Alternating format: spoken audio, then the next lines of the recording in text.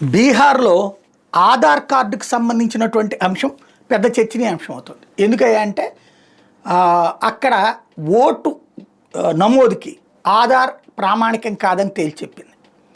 ఆధార్ సంస్థ తేల్చెప్పింది. ఈవెన్ ఎన్నికల సంఘం కూడా అదే తేల్చెప్పింది. ఎందుకని, నేను ఇక్కడున్నాను, అక్కడికి ఆధార్ చేంజ్ చేయించేసుకుంటే అడ్రస్ ఆటోమేటిక్గా అక్కడ ఓటు తీసేసుకోవచ్చు. మళ్ళీ నేను తర్వాత వచ్చి తెలంగాణలో కావాలంటే అక్కడికి మార్చుకోవచ్చు. ఆధార్ అడ్రస్ మార్చుకోవడం పెద్ద కష్టం కాదు.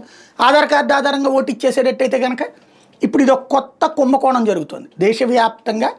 ఈ శరణార్థులు, చొరబాటుదారులు ఎవరైతే ఉన్నారో వాళ్ళకి ఆధార్లు ఇచ్చేశారు. ఆధార్ భారతీయుడికి రావాలి, కానీ ఆధార్ని చాలామంది పొందేశారు.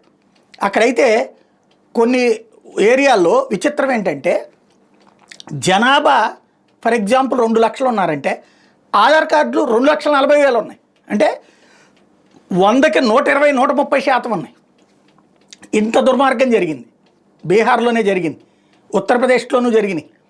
ఇట్లాంటి దుర్మార్గాలకు కారణమైంది కింద ఉన్నటువంటి మత ఉన్మాద బ్యాచ్ లేదా లంచాలకు అలవాటు పడ్డటువంటి అవినీతి పరులు.